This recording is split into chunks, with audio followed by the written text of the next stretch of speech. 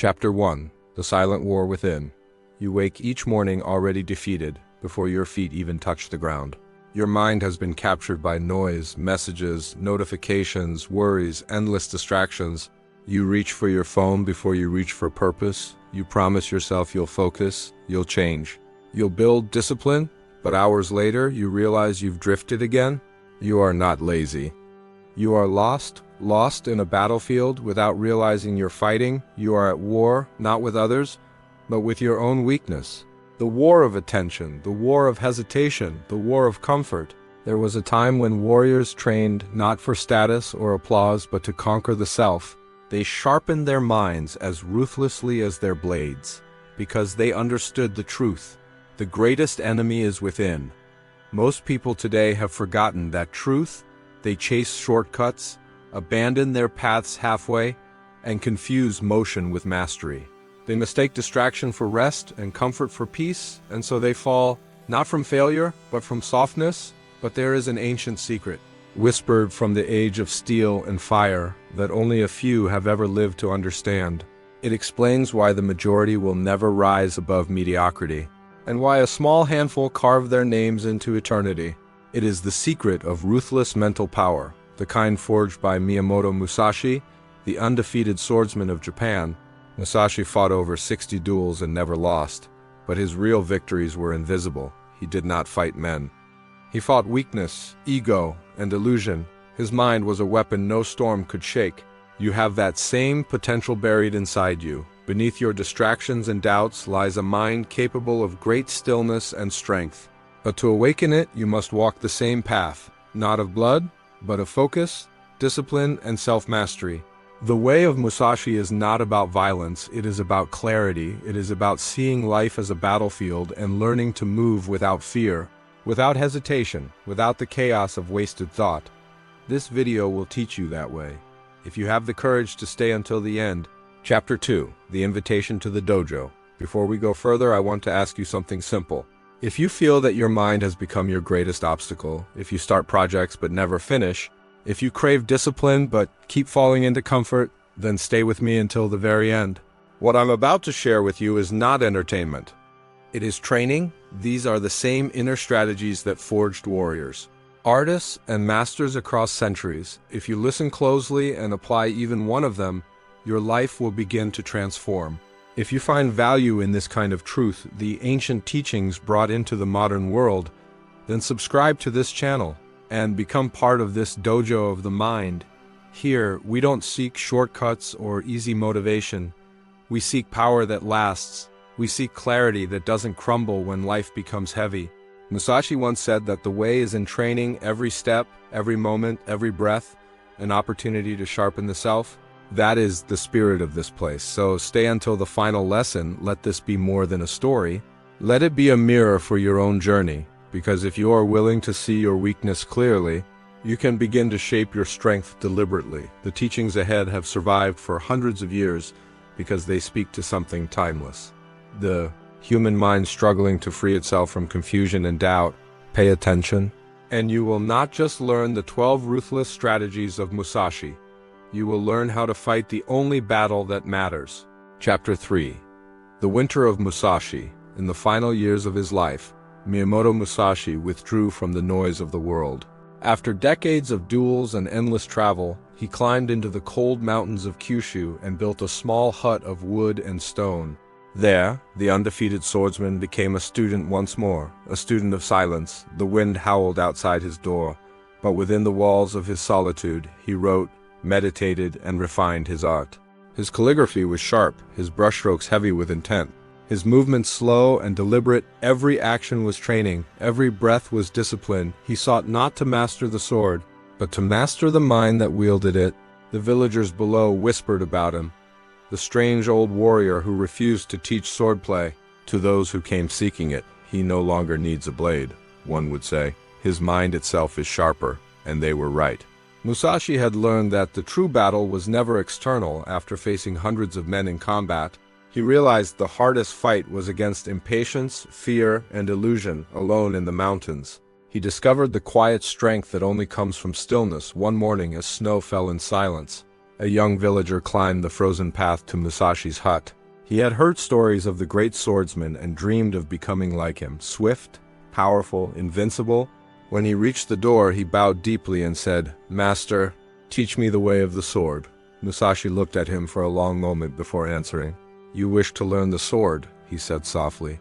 "But first you must learn to be still," the boy, confused, protested. "But how can stillness make me strong?" Musashi turned away from him and stared into the white landscape. "Because it is the still mind," he said, "that cuts through chaos." Days turned into weeks. The boy stayed in the village, coming each morning to observe Musashi's movements. There were no battles, no duels, only the slow rhythm of practice. Drawing, cutting, stepping, breathing, it seemed almost meaningless to the boy, who had expected glory and power. Instead, he found repetition, silence, and endless patience. When he finally asked Musashi why they never fought, the master answered, "The battle begins when the noise ends. If your mind cannot stand still, your blade will always tremble." Winter deepened, and so did the boy's frustration. He would strike wooden posts until his arms ached, but his cuts were unsteady, his focus wavered, his thoughts drifted, and anger clouded his efforts. One day in despair he shouted, "Why do I keep failing?" Musashi watched quietly, then walked over and took the boy's wooden sword, without warning. He snapped it across his knee and threw it into the snow. The boy froze.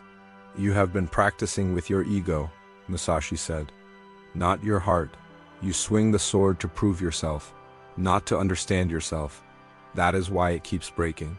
In that moment, something changed inside the boy. The humiliation burned, but so did a strange clarity. He realized he had come seeking power, but what he needed was mastery. He had been chasing recognition, but Musashi was showing him how to find stillness. That night, he sat in silence before the dying fire, replaying the master's words in his mind.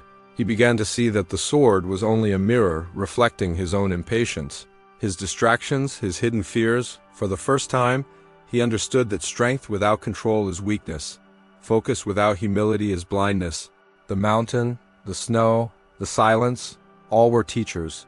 The next morning, he rose before dawn, picked up another wooden sword, and began again. This time, he moved slower, each breath measured, each motion deliberate. For the first time, he was no longer trying to win. He was simply trying to understand. Down in the valley, the villagers saw him every day, the once restless boy now training in stillness beneath the cold sun. And in his eyes there was something different. Not the hunger of ambition, but the calm of purpose.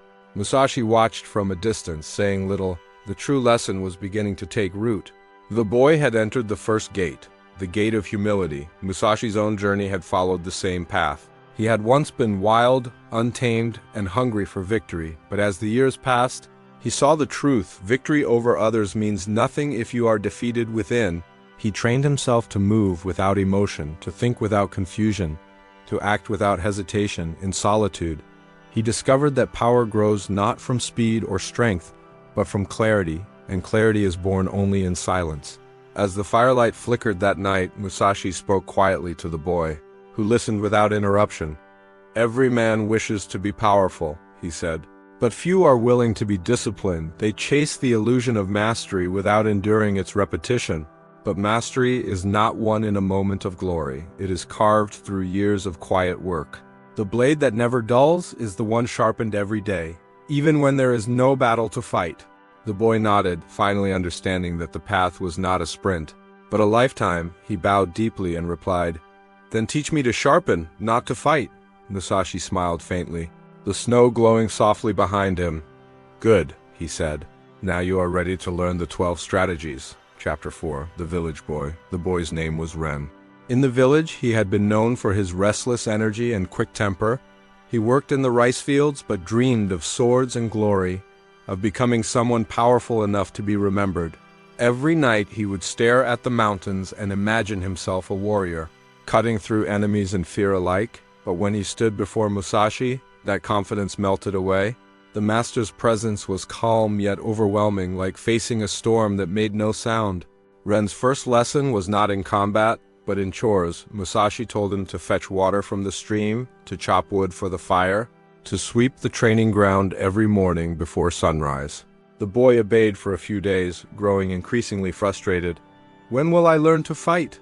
he asked one morning, sweat dripping from his brow. Musashi looked at him without emotion and replied, "You are already fighting against impatience, against arrogance, against yourself."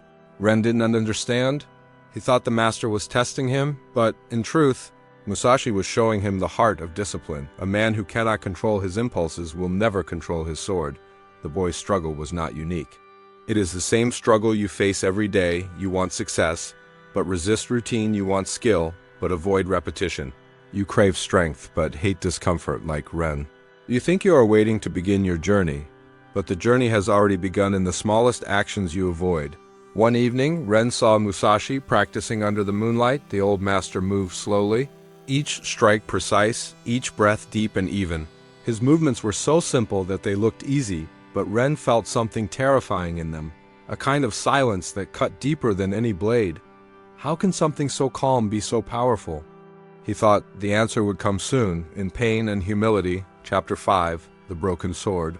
Ren grew tired of his tasks. He wanted proof of progress. One afternoon, when Musashi left for the village, Ren took up a spare sword and began imitating the master's strikes. His body was strong, his movements fast, but his mind was scattered. He struck at trees, rocks, even his own reflection in the water. For a moment he felt alive, as if he were truly becoming a warrior. But then, his blade snapped in half against a stone. Musashi returned to find him standing over the broken sword. The boy hung his head in shame. The master said nothing at first. He simply picked up the blade's fragments and laid them in the snow. "A sword is only as strong as the hand that wields it," he said quietly. "And your hand is guided by a restless heart." Ren clenched his fists. Humiliated. "I only wanted to be better," he whispered. Musashi's eyes softened, but his tone remained sharp. "Then stop wanting," he said. "Begin training." That night, by the fire, Musashi spoke more openly. "You think mastery is about doing more," he told the boy. "But mastery is about doing less with greater presence. The warrior's strength does not come from force, but from precision to control your sword. You must first control your mind. The man who moves too quickly is already dead." Ren listened, silent for once. The master's words cut deeper than rebuke. They revealed the truth. He had been practicing chaos, not discipline, in his eagerness. He had confused motion with progress, the same mistakes so many make today. We jump from one pursuit to another, addicted to the feeling of starting, but afraid of the reality of continuing. We mistake energy for direction and intensity for consistency. But the sword breaks for the same reason the modern mind shatters, because it has never learned stillness. For the next month, Musashi forbade Ren from using a sword at all instead. He made him repeat the same single movement, drawing an imaginary blade and sheathing it again, over and over, for hours, at first. The boy despised it, his body ached, and his pride screamed. But slowly, something shifted. His breathing deepened. His focus sharpened. The movement began to feel natural, effortless, alive. When Musashi finally handed him a new wooden sword, Ren moved with a calmness he had never known. His cut was simple, but it was clean. "Now," Musashi said, "you are ready to learn the true strategies." Chapter 6, The 12 Ruthless Strategies. That evening, as the wind howled outside the hut, Musashi and Ren sat by the fire. The old master's voice was quiet but sharp as he began to reveal his 12 strategies for unshakable mental power. Lessons not of swordsmanship, but of life itself. "The first strategy," Musashi said, "is clarity of intention before you act. Know why. Most men wander through life chasing shadows. Ambition without direction, effort without purpose. If you do not know what you serve, every obstacle will feel like a reason to quit. The warrior begins with vision, not vanity. The second," he continued, "is detachment from outcome. Train your mind to act without expectation. Desire blinds precision. When you swing your sword hoping for victory, you hesitate. When you work for approval, you depend on others to define your worth. Freedom is found in action without attachment. The third is discipline of repetition. Every skill, from combat to art to business, obeys the same law. What you repeat, you become. The body learns through patience, not passion. A researcher at Kyoto University found that the neurons responsible for mastery strengthen only through consistent repetition. Even when motivation is gone, passion starts you. Repetition transforms you. Musashi paused, watching the firelight dance across the boy's face. The fourth strategy is observe without emotion. Most people react before they see. The warrior waits, observes, and acts only when necessary. Control begins with perception. A calm mind sees the enemy's weakness and your own. The fifth, he said, is adaptability. Rigidity is death. A warrior who refuses to change his stance will be defeated by the one who flows. In life too, those who cling to certainty break when the world shifts. Strength is found in flexibility, not stubbornness. The sixth is economy of motion. In combat, wasted movement is wasted life. In thought, wasted emotion is wasted energy.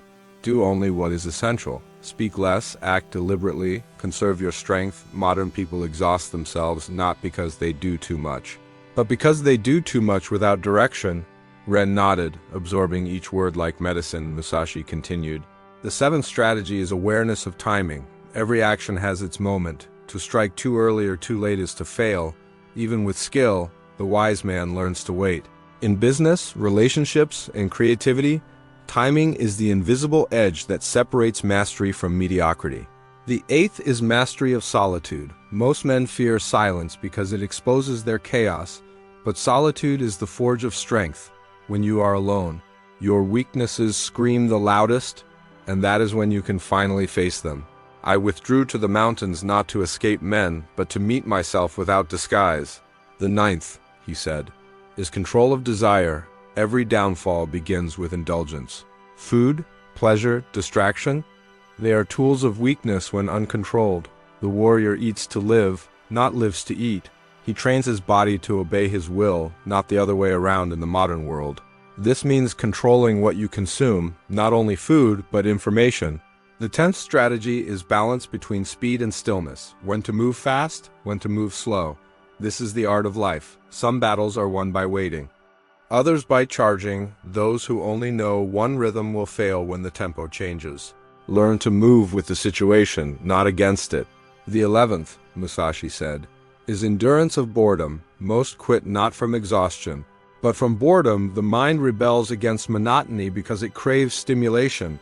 But mastery lives beyond that threshold. When you can practice without needing excitement, you have entered the true path. Finally, the master leaned closer. The 12th and final strategy, he said, is presence in every moment. Do not let your mind wander to what was or what might be. The sword strikes only in the present. The same is true for every challenge in life. Worry is wasted motion of the mind. Focus on what is before you. That is where power lives. Ren sat silently, the firelight flickering in his eyes. He could feel something shifting within him. The lessons were simple, but they demanded everything. Musashi looked at him and said, "These 12 are not teachings to admire. They are doors to enter. Walk through them one by one.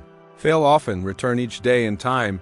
Your mind will become like the blade, sharp, clear, unshakable." The boy bowed deeply, tears of gratitude in his eyes. Musashi nodded. "Do not thank me," he said. "Thank your struggle. It is the only teacher that never lies." Chapter 7. The empty mind. Weeks passed, and winter began to loosen its grip on the mountain. Ren had changed. His movements were slower now, but more deliberate. The fire that once burned wildly inside him had become a steady flame. He spoke little, and when he did, it was only afterthought.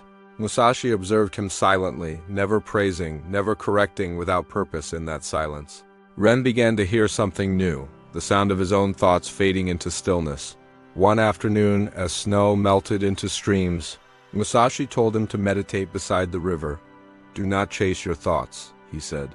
"Let them drift like leaves." Ren sat for hours, the rush of water filling his ears. At first, his mind rebelled, tossing up memories, frustrations, and ambitions, but slowly they began to fade. The world grew quiet, his breathing even. For the first time, he experienced what Musashi called the empty mind, a state of awareness without effort, focus without tension. When he rose from that meditation, everything around him seemed sharper, the air, the light, even the sound of his heartbeat. Musashi stood behind him, smiling faintly. "Now you see," he said, "emptiness is not the absence of thought. It is the absence of confusion. When the mind is empty, reality is clear. That is where power begins." Modern minds are filled to the brim, endless opinions, comparisons, distractions. We scroll endlessly, trying to fill an inner emptiness that cannot be filled by information. What Musashi called emptiness was not ignorance. It was precision of attention, the ability to be entirely present, unclouded by the need to prove, defend, or perform. This is the skill that modern life has forgotten, to be still enough to see what truly matters. The empty mind is not weak, it is the most dangerous weapon. It reacts to nothing, fears nothing, hesitates at nothing, because it has already faced everything within. Chapter 8. Musashi's Path Today. Imagine for a moment what would happen if you lived these teachings in your modern life. Imagine you approached your career, your studies, your fitness, your art, not with desperation, but with clarity. Imagine replacing constant noise with the precision of purpose.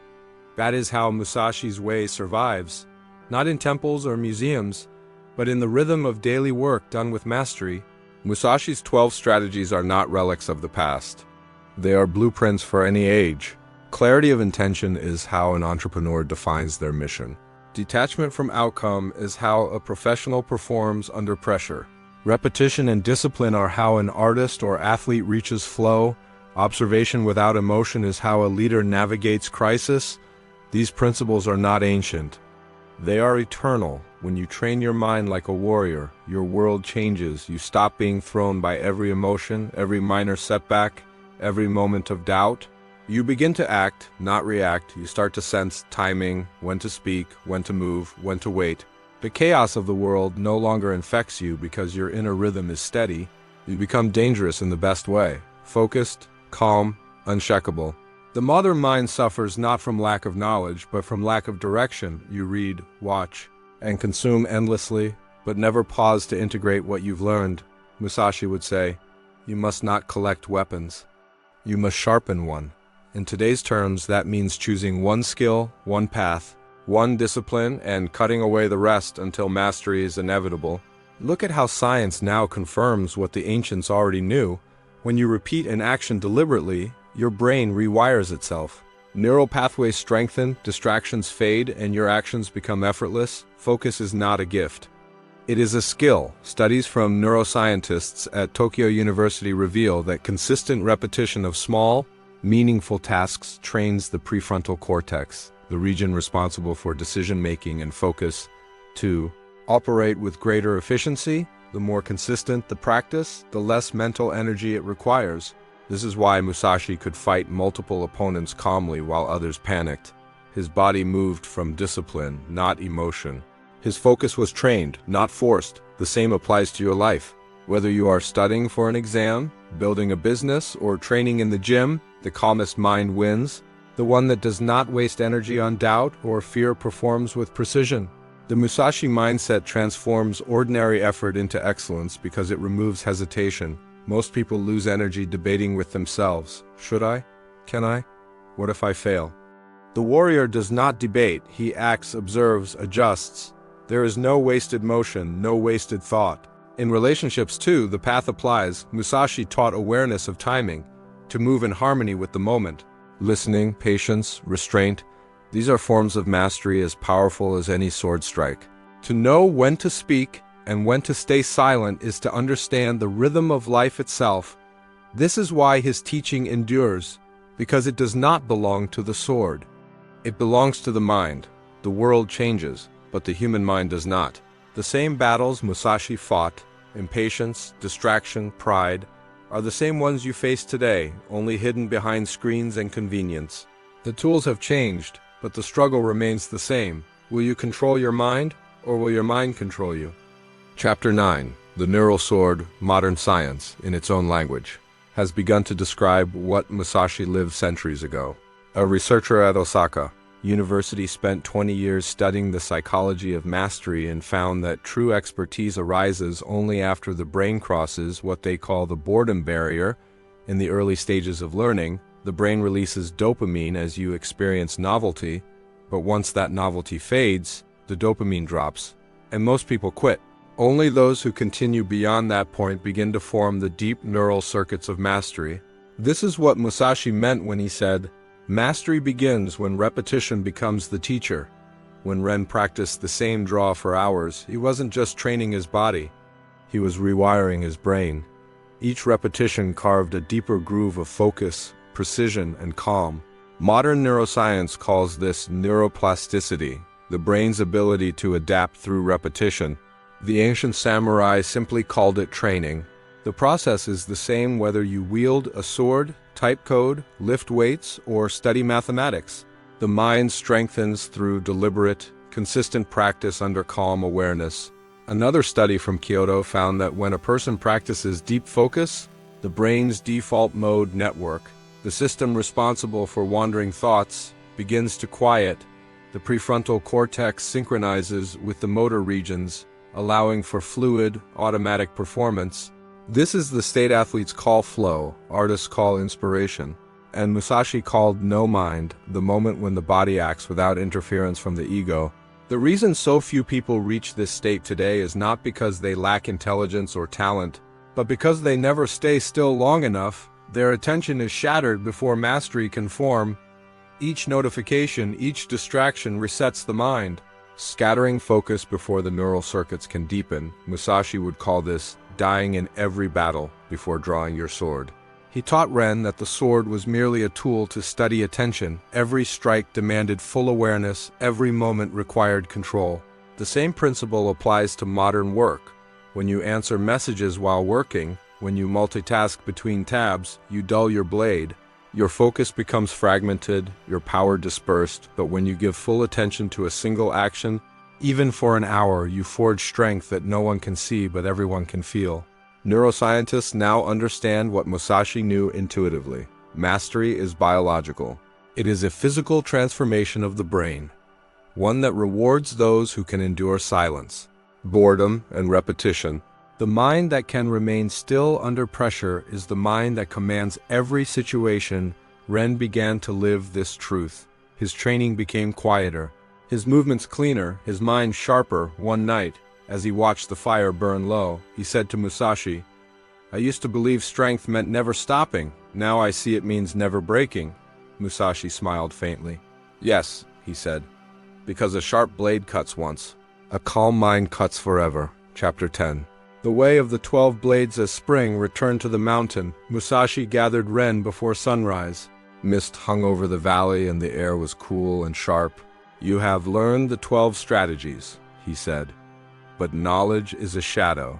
To bring them into the light, you must live them daily." He picked up a stick and drew 12 lines in the dirt. "This," he said, "is the way of the 12 blades. The path you will walk until your mind becomes unshakable.